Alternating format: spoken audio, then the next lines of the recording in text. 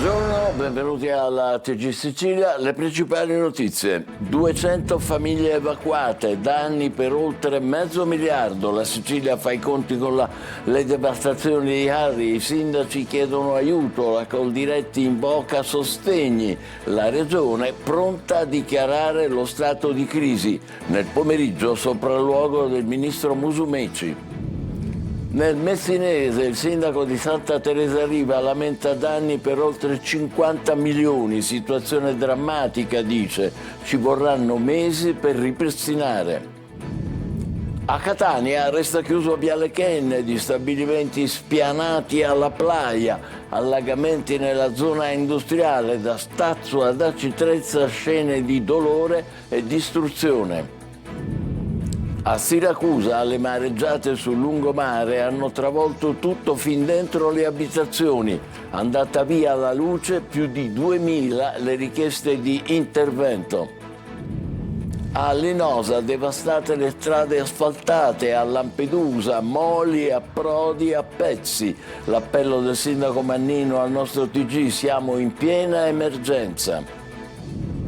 Altre notizie: a Palermo, polizia allo Zen alla ricerca di droga e armi. Le pistole affittate nel weekend dai giovani, 50 euro per tenere il ferro un paio di giorni. In piazza Magione arrestati 2 sedicenni per furto d'auto e aggressione ai carabinieri. Calciomercato, Palermo si avvicina a Johnson, dovrebbe arrivare a titolo definitivo. Sul tavolo ci sarebbero 3 anni e mezzo di contratto. Catania, il giorno di Miceli, pronto a guidare la difesa già dalla partita con il Crotone. Poi arriveranno un altro difensore e un centrocampista.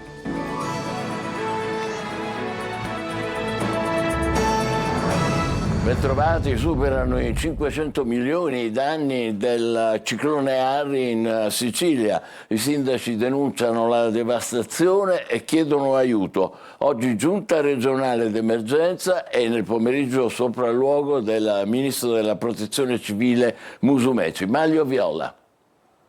Passato il ciclone Harry è il giorno in cui la Sicilia si lecca le ferite e sono tante quelle lasciate nell'area centro-orientale dell'isola. Una prima stima dei danni parla già di $500 milioni solo per ripristinare le infrastrutture danneggiate, strade comunali, provinciali e statali, ma anche arredi urbani. Intere borgate sono state evacuate, villaggi allagati. Nel siracusano il mare ha scavato la roccia sotto le case, tecnicamente si chiama ingrottamento. Di fatto ora le costruzioni affacciano a strapiombo sul mare e sotto non hanno nulla a sorreggerle. Ci sono poi le attività commerciali vicine al mare, devastate, ristoranti, negozi e tanto altro. Anche oggi le scuole sono rimaste chiuse a Catania, come in altri 7 comuni, per effettuare verifiche sulle condizioni degli edifici. I sindaci chiedono aiuto per poter garantire il ritorno alla normalità. Da soli non sono in grado di ripristinare le condizioni di sicurezza e vivibilità, almeno senza l'intervento economico consistente e urgente. I sindacati invece mettono a disposizione le loro strutture per le richieste di aiuto e risarcimento, ma chiedono anche somme per la cassa integrazione straordinaria per i dipendenti delle attività colpite. Una prima risposta arriva oggi dalla Giunta regionale di governo, convocata dal Presidente della Regione in via straordinaria, per deliberare stato di crisi e di emergenza regionale e la richiesta di deliberazione dello stato di emergenza di livello nazionale. E oggi pomeriggio arriva in Sicilia il ministro Nello Musumeci con il capo della Protezione Civile Nazionale, Fabio Ciciliano. Una serie di sopralluoghi tecnici, i suoi prima a Santa Teresa Riva nel Messinese e poi ad Ognina a Catania. Visite inserite nelle attività di ricognizione dei danni propedeutiche alla dichiarazione dello stato di calamità naturale proprio a livello nazionale. Conta dei danni anche lungo il litorale sud di Catania. Resta chiuso il Viale Kennedy, ruspe al lavoro per togliere la sabbia, devastati alcuni stabilimenti balneari della playa. Il giorno dopo gli allagamenti nella zona industriale, commentano: qui si allaga ogni giorno, a ogni pioggia. Lorena Dolci. Il blocco comincia alla rotatoria della piscina della playa. Da qui non si può più andare avanti. Guardate la quantità di sabbia che ha portato il mare sul Viale Kennedy. Ci sono praticamente le dune di sabbia. Le ruspe sono al lavoro per rimuovere i quintali di sabbia. In altri punti, invece, gli stabilimenti balneari hanno fatto da barriera a loro spese. Sono arrivata da poco, quindi ancora sto facendo il giro. Comunque è tutto distrutto. Che impressione le fa? Viene da piangere. Il più devastato è l'Alcamar. Raggiungiamo al telefono la titolare Monica Maimone. In 26 anni di attività non è mai accaduta una cosa del genere. Questo è stato un tornado che si è abbattuto sulla nostra struttura, disintegrandola come lei vede. Gli stabilimenti balneari per legge devono distanziarsi 40 metri dalla riva ed è fino a qua che è arrivata la furia del mare, creando questo scalino che prima non c'era. I danni più che altro sono per le basi in autobloccanti che abbiamo messo da poco, che probabilmente non ce ne saranno più. Il danno arriva in un momento critico. Le concessioni scadono nel 2027 e poi andranno all'asta. Ripartirete? Ripartiremo se riusciremo ad avere il sostegno degli enti pubblici, delle amministrazioni, del comune con cui siamo e del governo con cui stiamo cercando di interloquire. Lasciamo la playa e troviamo la zona industriale di Catania, quasi asciutta dopo gli allagamenti. Qui l'acqua, nelle situazioni come quelle di ieri, arriva qua, a questa altezza, e noi dobbiamo attraversare ogni giorno, circa 1500 persone, questo pezzo per andare in mezzo o andarci a prendere le macchine al parcheggio, ed è praticamente impossibile. Ieri, per chi doveva raggiungere il posto di lavoro, l'ottava strada si presentava così. Qua nella zona industriale da 30 anni a questa parte, ogni qualvolta piove, per più di 3-4 ore si arriva a questo. Le persone rischiano la vita per venire al lavoro. Nel Messinese il sindaco di Santa Teresa Riva lamenta danni per oltre 50 milioni. Dice la situazione è drammatica e ci vorranno mesi per ripristinare. Francesco Triolo. È diventata il simbolo di chi non vuole arrendersi. La Nike di Chalchis a Giardini Naxos, circondata dal disastro, dal fango, dalle ferite ancora aperte, continua a stare in piedi. Una statua, un messaggio scolpito nel tempo. La voce di Giardini e della Riviera Ionica, che vogliono subito rialzarsi. Dopo le lacrime e la rabbia, quella di oggi è stata una giornata di lavoro in tutta la Riviera. Da Giardini sino a Nizza di Sicilia e Scaletta, qui serviranno almeno 2 settimane per rimettere in sesto il tratto della ferrovia crollato. Nel frattempo, niente treni da Messina a Catania.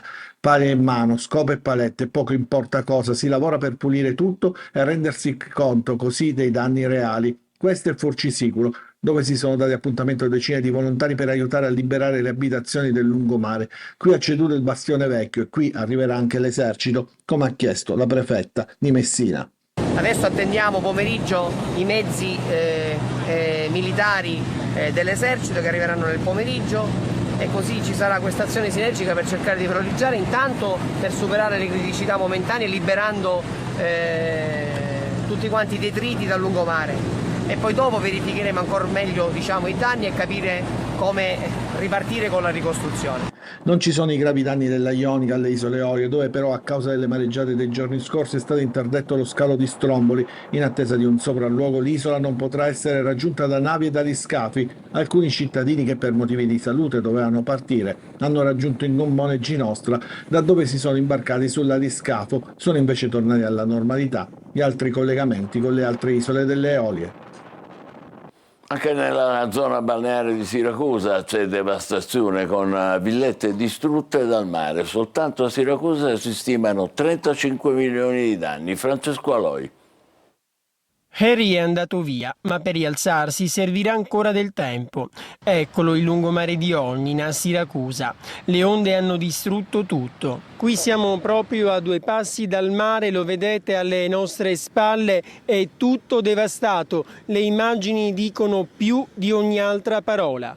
In questa villa il mare è entrato fin dentro casa. Il muro di recinzione è buttato giù, come pastafrolla, ma lo scenario è identico in gran parte della strada. C'è chi ha avuto problemi proprio in casa, questo sicuramente. Dipendeva molto dal fondale e dal punto in cui, ovviamente, dall'esposizione. Questo locale è stato quasi spazzato via, ma la furia del mare non è bastata per cancellare la voglia di ripartire. Non è una negligenza nostra, non possiamo farci nulla, è la natura e pertanto si riparte, che dire, come si suol dire, più forti di prima. Qui, come in altre zone della città, manca la luce. Più di 2000 le richieste di intervento ad E-Distribuzione, con i tecnici al lavoro da ore. Vigile del fuoco, buongiorno. Sì, mi dica, che succede? Centinaia le chiamate ai vigili del fuoco, impegnati ancora sul campo. Stiamo parlando di danni materiali, quindi di danni alle cose, ingenti sicuramente, ma di danni alle cose. In questo contesto non si stanno contando vittime, questo è importante perché è stato fatto un lavoro sinergico fino a partire dalla prevenzione. Intanto dalla Protezione Civile si stimano oltre 35 milioni di euro di danni, soltanto a Siracusa. E nella Sicilia vessata dal ciclone, le isole minori sono state, se possibile, l'anello ancora più debole. Moli e approdi devastati a Lampedusa, a Linosa distrutte le strade asfaltate, interi paesaggi hanno cambiato aspetto per sempre. Desiree Ferlito. A Lampedusa c'è un prima e un dopo il ciclone Harry, violento tanto da modificare la forma della meravigliosa costa della più grande delle Pelagie. In questo video postato sulla pagina Instagram We Love Lampedusa, un paesaggio tristemente diverso. Siamo in emergenza, ci ha detto il sindaco Mannino, raggiunto al telefono. Grossi danni a lidi, campeggi, strutture turistiche, abitazioni, fortemente danneggiata la banchina commerciale. Si rischia il collasso, ha continuato Mannino. Nella Sicilia vessata dal ciclone, le isole minori sono state l'anello più debole, con moli e approdi già precari e in alcuni casi resi fragili dalla scarsa manutenzione e dal sovrapporsi di competenze nella loro cura. Duramente colpita l'isola di Linosa, dove non esistono più strade asfaltate, case e intere porzioni di paesaggio hanno cambiato il loro aspetto per sempre. Critica la situazione anche a Ustica, qui si tratta di danni fino a 2 milioni di euro, stima il sindaco Salvatore Militello. L'assessore ai trasporti della regione ha avviato una verifica di tutte le infrastrutture, comprese strade e porti delle isole minori. I primi risultati, con un programma di interventi prioritari da effettuare immediatamente, saranno già sul tavolo della giunta straordinaria di oggi. L'agricoltura paga un prezzo pesante dopo il nubifragio e il vento di burrasca di questi giorni. Vediamo la situazione nelle campagne con Giusy Lazzara. L'agricoltura siciliana paga un prezzo pesante per il passaggio del ciclone che ha spazzato via raccolti e mesi di lavoro nelle campagne. Il nostro tour comincia da Corleone, nel Palermitano. Qui si contano i danni e si pensa anche ai prossimi mesi. Le forti raffiche di vento hanno scoperchiato il nostro magazzino, dove, come vedete, immagazziniamo i nostri foraggi. Andando incontro alla pioggia nei giorni a seguire, sicuramente questo foraggio sarà fortemente danneggiato. Ci spostiamo ad Agrigento, guardate queste serre di un vivaio, il vento ha distrutto tutto. Ci avviciniamo a Catania, sulla sponda del fiume Gornalunga esondato, affluente del Simeto. Qui, nella zona di Sigonella, sott'acqua l'intero seminato di grano. Ogni volta che cadono 100 mm di acqua, noi abbiamo tutta la piana allagata, seminativi e agrumeti compresi. Ora ditemi voi se possiamo fare agricoltura in queste condizioni. E in questo agrumeto a Santa Maria di Licodia nel Catanese sono andate perse metà delle arance che erano pronte per essere vendute. Nel Ragusano serre distrutte e agrumeti impraticabili nel Messinese. Coldiretti Sicilia sta raccogliendo le segnalazioni da vari territori e si sta già attivando per la richiesta di stato di calamità. Gli agricoltori non si arrendono e sono pronti ad affrontare una nuova calamità, a sostenere i costi per ripristinare capannoni e seminare per nuovi raccolti. Torniamo nel Catanese, distruzione e dolore, dal lungomare sventrato alle case distrutte ad Acitrezza e Stazzo, si contano i danni anche qui e si grida al miracolo. Gli abitanti dicono preghiamo Padre Pio. Tonino De Manna. Il chiosco piegato su se stesso sul lungomare devastato di Catania. I sommozzatori dentro la casa con vista sui faraglioni ad Acitrezza. La statua di Padre Pio intatta nonostante la distruzione a Stazzo. 3 immagini simbolo e forti lasciate ricordo dal ciclone Harry. Partiamo dal capoluogo etneo dove il mare in tempesta ha reso irriconoscibile anche il borgo marinaro di San Giovanni di Cuti. Sul posto intercettiamo il prefetto Signoriello. Adesso si tratta di fare la conta dei danni e rimboccarsi le maniche e ripartire tutti insieme. Si lecca le ferite a Acitrezza, messe in ginocchio dalla furia dei marosi che hanno divorato ogni cosa, in primis le attività commerciali poste ed esposte al mare. Ingenti da quantificare i danni, nel frattempo si cerca di salvare il salvabile per recuperare più cose possibili, alcune persino impossibili da prendere, tanto da richiedere l'intervento dei sommozzatori. A terra anche un albero secolare. Scene di devastazione anche a Stazzo, la zona del porto è stata divorata dal mare e non è andata meglio la strada, sventrata e impraticabile, chissà per quanto tempo. c'è chi ha perso tutto. È pena al cuore, no? Sacrifici, anni di sacrifici dei miei genitori che l'hanno fatto con molti sacrifici, purtroppo. Comunque l'importante è che non ci siano stati feriti, morti.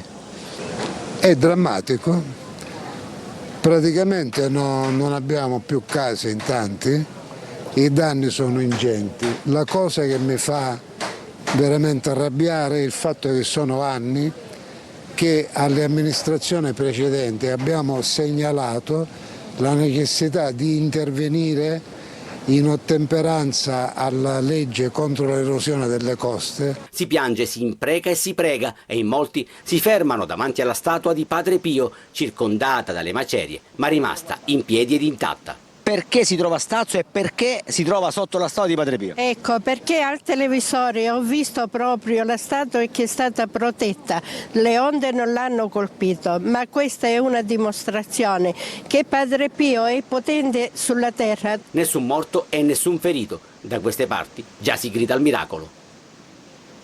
Giriamo pagina, la polizia allo Zen di Palermo alla ricerca di armi e droga. Intanto un'associazione che ha sede nel quartiere ci conferma che le pistole vengono affittate nel weekend da tantissimi giovani. 50 euro la tariffa per accaparrarsi il ferro per un paio di giorni. Marco Cullà.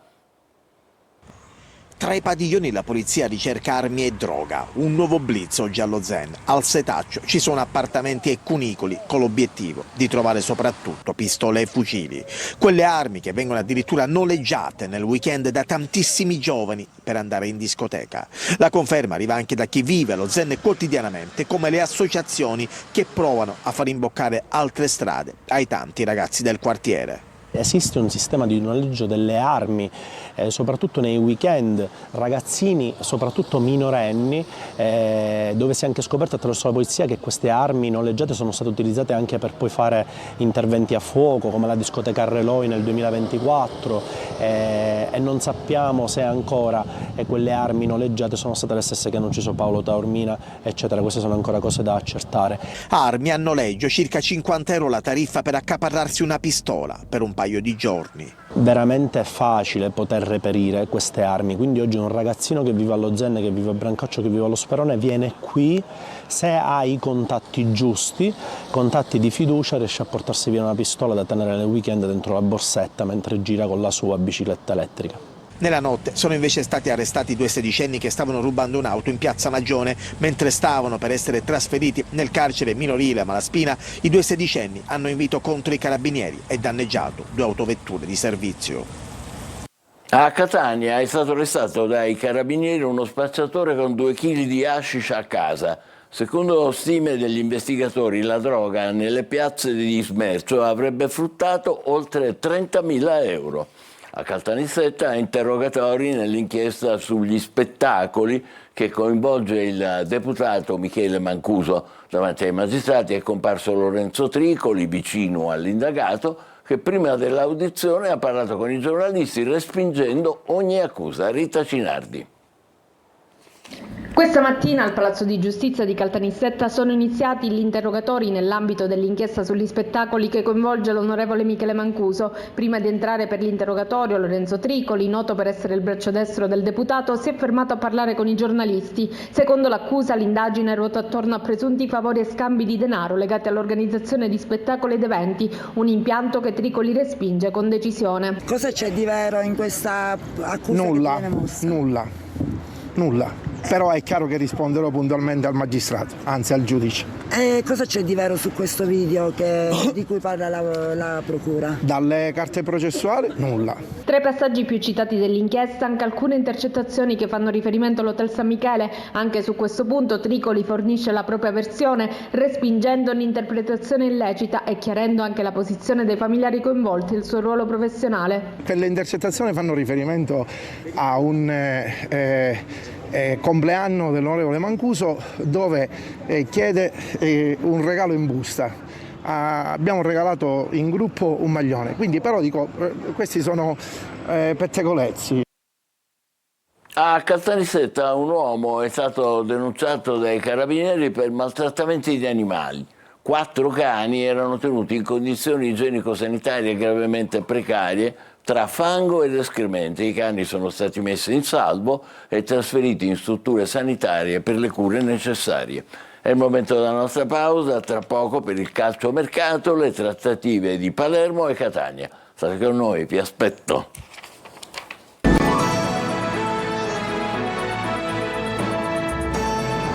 Siamo al calcio, Palermo sul doppio filo, da un lato la preparazione per la partita contro il Modena, dall'altro il mercato con il possibile arrivo di Johnson. Marco Gullà.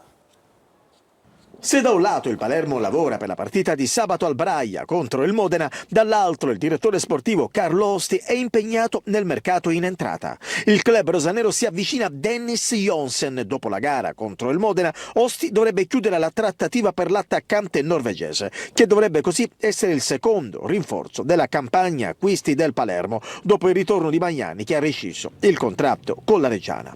Johnsen dovrebbe trasferirsi a titolo definitivo. Sul tavolo ci sarebbero 3 anni e mezzo di contratto con un'operazione complessiva, ingaggio e cartellino, intorno ai 4 milioni di euro. La Cremonese è disposta a cedere il giocatore e si sta già muovendo sul mercato per trovare un sostituto. Si allontana quindi Tramoni del Pisa. Difficile che oltre a Johnsen il Palermo possa puntare anche sul trequartista nerazzurro. Sul fronte cessioni, Diakité è ormai vicino alla cessione, su di lui alcuni club di Serie B, ma il maliano potrebbe andare all'estero. Ipotesi cessione in prestito anche per Corona, su di lui Pescara, Reggiana e Juve Stabia. In casa Catania è il giorno di Miceli, nuovo innesto nella retroguardia, giocherà probabilmente dall'inizio con il Cosenza. Serve un altro difensore, oltre al centrocampista, acquisto giudicato dal club molto importante per il proseguimento della stagione. Marco Carli.